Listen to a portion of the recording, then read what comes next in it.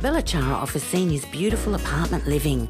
It's a special, secure place to belong, providing choice, freedom and professional care. Each spacious apartment comes with an ensuite, veranda, security and on-call nurses. Entertain your guests in the elegantly appointed shared spaces. Our vibrant activities program will keep your mind and body active. Belachara welcomes new residents. Call us today on 5202 5300 for a personal tour. Good evening, Graham Rawlins with News Geelong. Last weekend saw the return of the original Geelong speed trials along the Geelong waterfront. The Ritchie Boulevard as Just Cars revival hit town. Curly's Auction Rooms in Mirabel Street, the main street of Geelong, is celebrating its centenary year in its continued delivery of weekly auctions that fills the room each Tuesday. From the world of sport, Mitch Scoop Cleary updates us with the latest, including a special interview with the world's greatest wicket-taking spin bowler, Mutaya Muralidharan. And from the weather front, we will update you with the expected forecast for Geelong and the Surf Coast region over the next 6 days with a very special weather presenter. For 100 years, the Curly's Auction Rooms have provided the opportunity for Geelong and the surrounding district communities to assist with the disposal of high-class antiques to the old case in the home shed, full of somebody's treasure. Ian Nichols has more.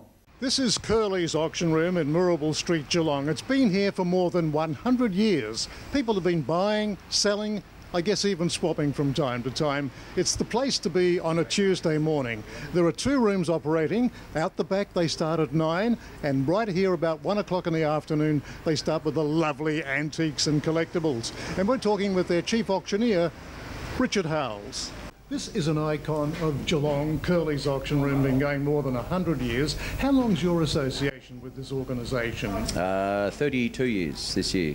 Well, I've been coming here for 25 years, and the people that come and go, you must see all kinds of people coming in here, either buying or selling. We do. We have, yeah, a lot of people over the years, yes, and probably struck up a lot of friendships along the way, and often, you know, walk around the streets and see people that have come in or been associated with Curly's over the last 30 years. So, yeah.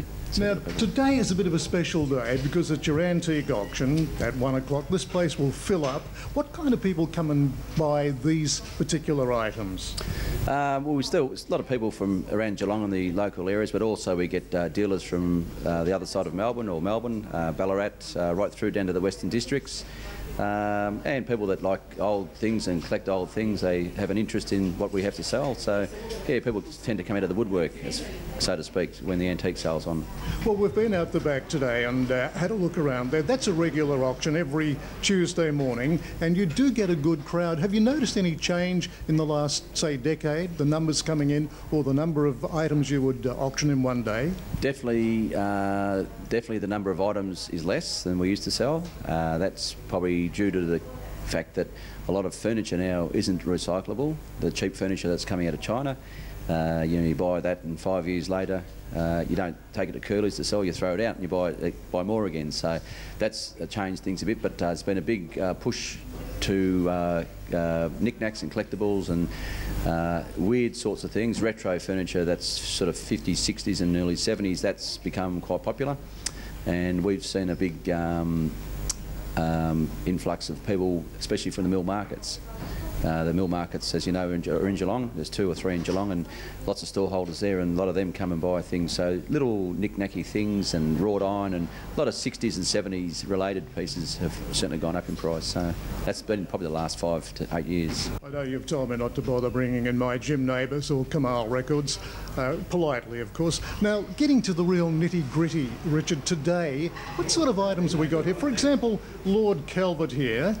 He's obviously an old American bourbon brand. There's a special, well, statue of the Lord himself and a whiskey decanter, is it? Or would that have contained whiskey? That's a vase, Nico. That's part of a lot where there's a fella been probably the last 3 or 4 months been bringing in alcohol advertising items, and that's certainly gone up in price too. And he's decided to cull his collection and just keep the very best bits he's got, and he's been bringing this sort of thing in the last probably 2 or 3 months, and yeah, he's got some more in for today's auction, so there's a bit more down I think there's another piece here, and there's a bit more throughout the sales. So, yeah. Well, I know over the years I've actually bought a few whiskey not decanters, the whiskey jugs.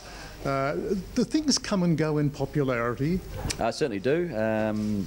It's hard to know what's the next thing that's going to be popular.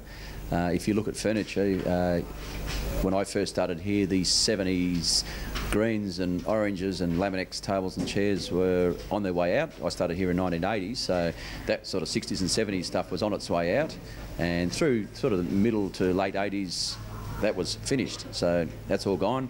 Then you go through the 80s, and that was all chipboard. We were buying chipboard furniture, and the 90s was the pine furniture, and then all of a sudden, who would have thought? But the oranges, vinyls, the vinyl couches, bright purples and things came back into fashion, and I would have never have picked that, but it has. So the next thing that comes into fashion, if it's the 80s chipboard era, I think I'll give the game away. At Curly's Auction Room in Moorabool Street, Geelong, this is Ian Nichols for News Geelong. Thank you, Ian. Torquay Community Enterprise grants offer to benefit charitable and not-for-profit organisations for the public benefit of communities, contributed to their development in building social, capital, community welfare, environmental, health, education or cultural areas.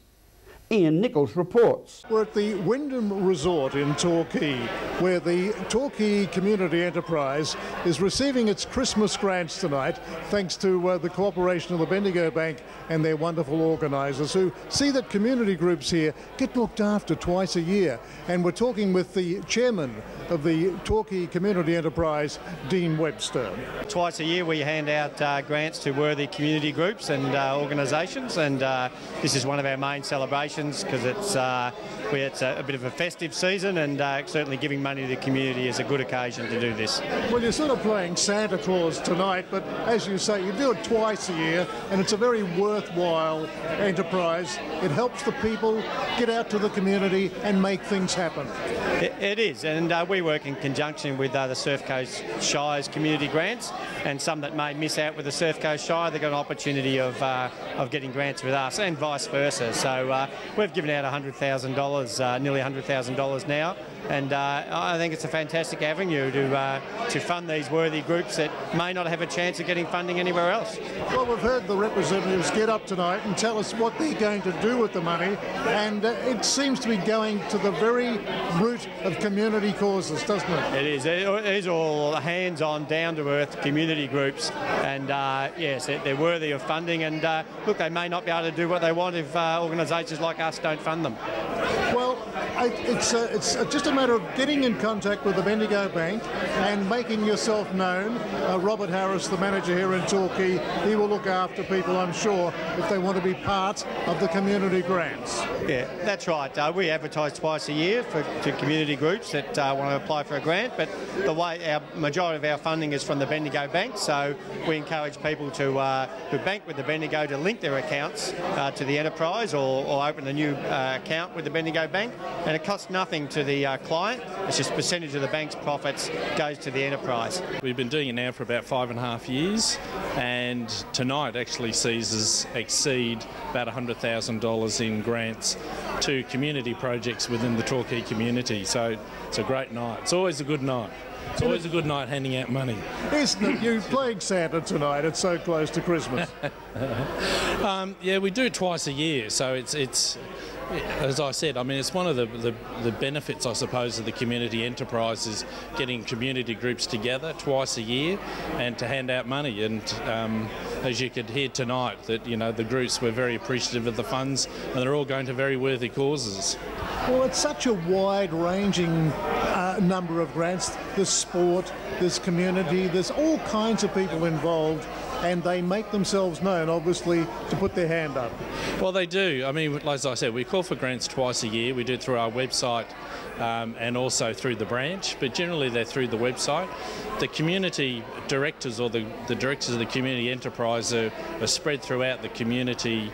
As you saw, there's business people, there's councillors or ex-councillors, and so we have fingers in many pies, and there's a lot of people that know about the community enterprise purely through the directors, and that's where we also encourage people to apply. at the Christmas grants for the Torquay Community Enterprise. Ian Nichols for News Geelong. Thank you, Ian. This is News Geelong here on this Friday evening as we go to a break and return with more news after this.